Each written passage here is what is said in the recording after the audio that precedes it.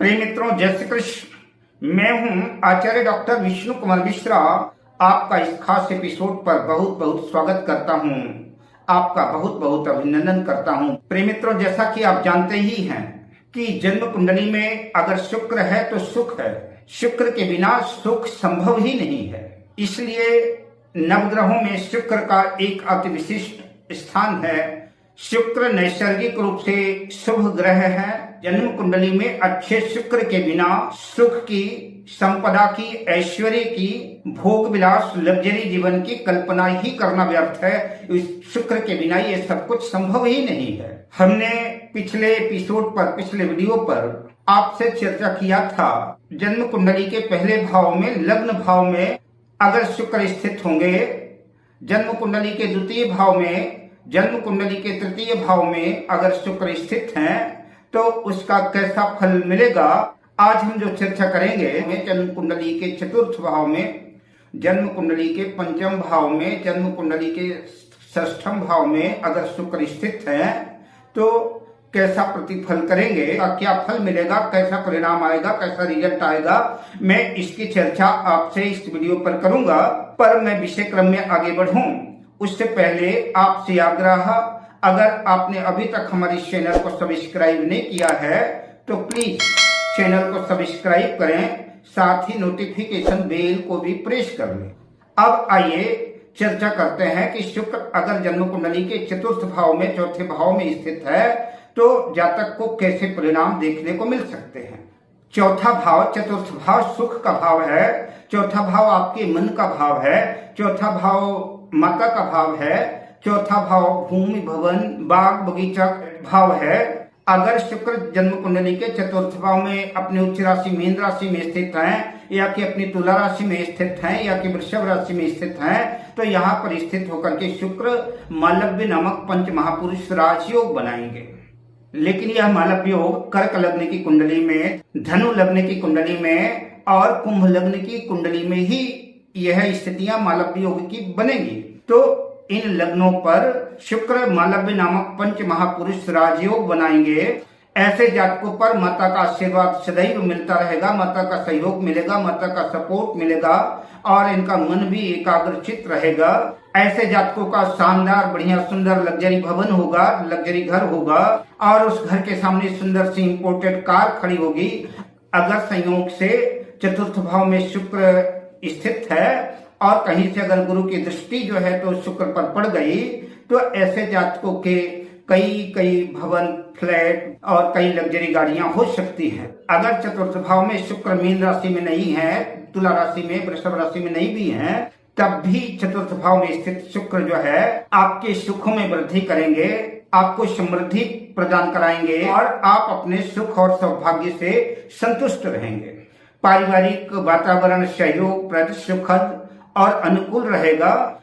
चतुर्थ भाव पर बैठे शुक्र की दृष्टि दशम भाव पर जाएगी तो यहाँ पर बैठ करके शुक्र आपके करियर में भी चार चांद लगाएंगे, करियर के क्षेत्र में भी सफलता दिलाएंगे। अगर आप करियर का चयन कर रहे हैं और जन्म कुंडली के दशम भाव से या कि दशमेश से उचित करियर का निर्धारण नहीं हो पा रहा हो तो अगर शुक्र चतुर्थ भाव में स्थित हैं तो चतुर्थ भाव में स्थित शुक्र का भी अगर व्यापार व्यवसाय आप करते हैं तब भी जो है शुक्र आपको सफलता दिलाएंगे। शानदार भवन, शानदार लग्जरी गाड़ियां, शानदार दुकान आदि, अत्याधुनिक भौतिक संसाधन, नौकर चाकर, सेवक सेविकाएं, यहाँ पर स्थित शुक्र आपको सब कुछ प्रदान करने वाले होंगे। अगर जन्म कुंडली के चतुर्थ भाव में स्थित शुक्र कमजोर हैं, अस्त हैं, नीच राशि में है, पाप ग्रहों से पीड़ित हैं, मृत हैं, तो जीवन में समुचित सुखों का अभाव नजर आ सकता है। माता से मनमुटाव हो सकता है, माता से अनबन रह सकती है, माता की सेहत पर भी प्रतिकूल प्रभाव पड़ सकता है। ऐसी स्थितियां बन सकती हैं। अब आइए चर्चा करते हैं, अगर शुक्र जन्म कुंडली के पांचवें भाव में स्थित है तब कैसे परिणाम देखने को जातक को मिलेंगे। अब आइए मैं इसकी चर्चा आपसे करता हूँ।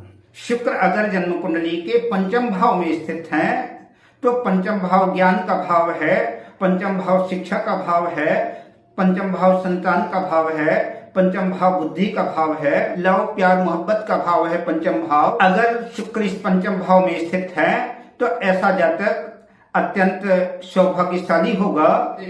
पंचम भाव पर स्थित शुक्र की दृष्टि एकादश भाव पे जाएगी। शिक्षा के भाव पर, ज्ञान के भाव पर शुक्र बैठ करके आपके शिक्षा को, आपको उच्च शिक्षा प्रदान करेंगे और एक अच्छी शिक्षा देकर के आपको ज्ञानवान बना करके, आपको बुद्धिमान बना करके, होशियार बना करके अपने ज्ञान से, अपने तर्क से आपके कैरियर के क्षेत्र में, आपके लाभ के क्षेत्र में अनेक मार्ग प्रशस्त करने वाले होंगे। संभव है ऐसे जातकों की प्रथम संतान कन्या रत्न के रूप में उत्पन्न हो सकती है। ऐसे जातकों का लव रिलेशन प्रायः होता है, पर इनका लव मैरिज के रूप में कन्वर्ट होगा कि नहीं होगा, प्रेम विवाह होगा या नहीं होगा, उसके लिए जो है जन्म कुंडली का सप्तम भाव और सप्तमेश भी महत्वपूर्ण भूमिका निभाएगा। ऐसे जातकों के संतान से संबंध प्रायः अच्छे रहते हैं, साथ ही धनवान और संतान सुख से भी परिपूर्ण करते हैं।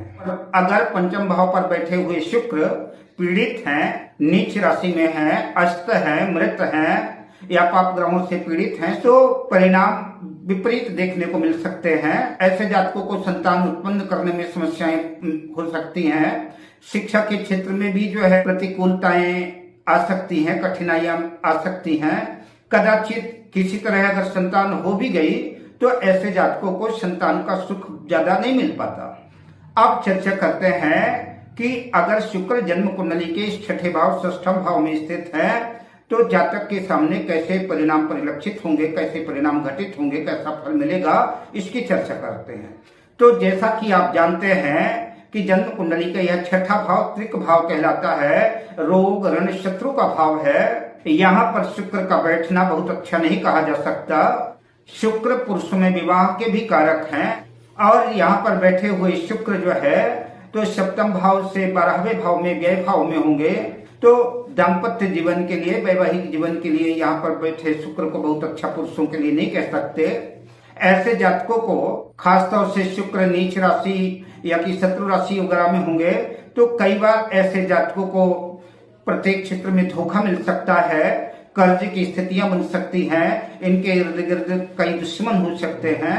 छठे भाव में बैठे शुक्र जातक को चारित्रिक दोष भी देते हैं। ऐसे जातक को समाज में अपना स्थान बनाने के लिए अपने चरित्र को संवारने की बेहद आवश्यकता महसूस होगी। अगर जन्म कुंडली में शुक्र कमजोर है तो ऐसा जातक पेट रोग से, वायु रोग से, गैस रोग से पीड़ित नजर आ सकता है।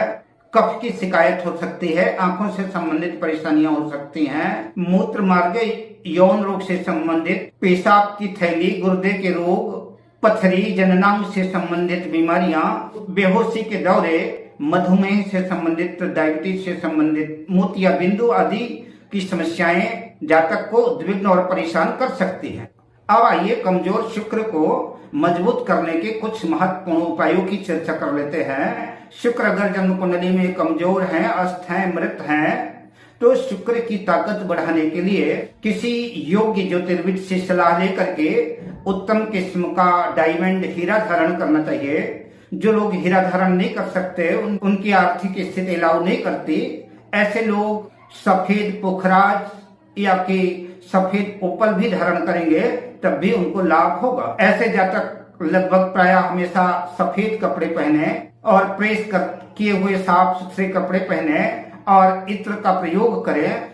ऐसा करने से जन्म कुंडली के कमजोर शुक्र जो है मजबूत होंगे और आपको अच्छा परिणाम देना शुरू कर देंगे। अगर जन्म कुंडली में शुक्र शत्रु क्षेत्री हैं, शुक्र अगर नीच राशि में है तो शुक्र से संबंधित वस्तुओं का दान करना चाहिए। हीरे का दान करें, सफेद ओपल का दान करें, सफेद पुखराज का दान करें, खीर का दान करें, शर्करा का दान करें, चावल का दान करें, घी, कपूर, सफेद गाय का दान करें। शुक्र से संबंधित जितनी भी वस्तुएं हैं तो उन वस्तुओं का दान करें और शुक्र का दान प्रायः शुक्रवार के दिन सूर्यास्त के बाद ही करना चाहिए। शुक्र चाहे नीच राशि में हो या कमजोर हो, दोनों परिस्थितियों में शुक्र के मंत्र का जाप करना जो है लाभकारी सिद्ध होगा। शुक्र का मंत्र है हिम कुंड मृणालाभम दैत्यानाम परमं गुरुम सर्वशास्त्र प्रवक्तारम भार्गम प्रणमाम्यहम। अब मैं आपसे लेता हूँ विदा शुभ कामनाओं के साथ। जय श्री कृष्ण।